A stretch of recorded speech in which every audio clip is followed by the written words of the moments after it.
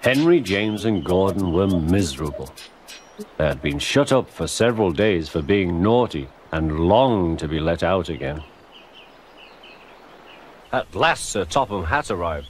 "I hope you are sorry," he said, "and understand that every job on the railway is important. We have a new tank engine called Percy, who helps pull coaches, and Thomas and Edward have worked the main line nicely. But I will let you out now if you promise to work hard." "Yes, sir," said the three engines, "we will." "That's right, but please remember that this no shunting nonsense must stop." He then told Percy, Edward, and Thomas that they could go and play on the branch line for a few days. And they ran off happily to find Annie and Clarabelle at the junction. The two coaches were so pleased to see Thomas again. Edward and Percy played with freight cars. "Stop, stop, stop," screamed the cars as they were pushed into their proper sidings. But the two engines laughed and went on shunting till the cars were tidily arranged.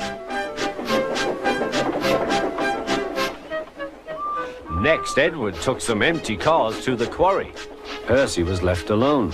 He didn't mind that a bit. He liked watching trains and being cheeky to the other engines. "Hurry, hurry, hurry," he would call, and they got very cross.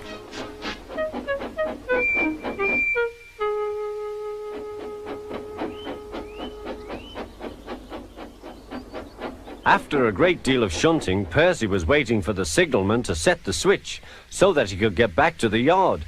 He was eager to work, but was being rather careless and not paying attention. Edward had warned Percy, "Be careful on the main line. Whistle to the signalman you are there." But Percy didn't remember to whistle, so the busy signalman forgot him. Percy waited and waited. The switch was still against him, so he couldn't move. Then he looked along the main line.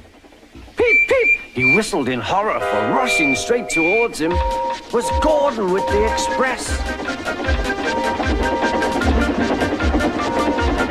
"Oh!" groaned Gordon. "Get out of my way!"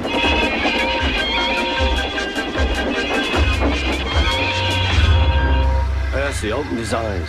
Gordon had stopped with Percy's buffers a few inches from his own.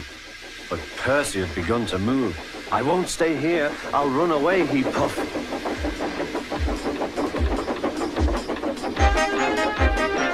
He went straight through Edward's station and was so frightened that he ran right up Gordon's hill without stopping.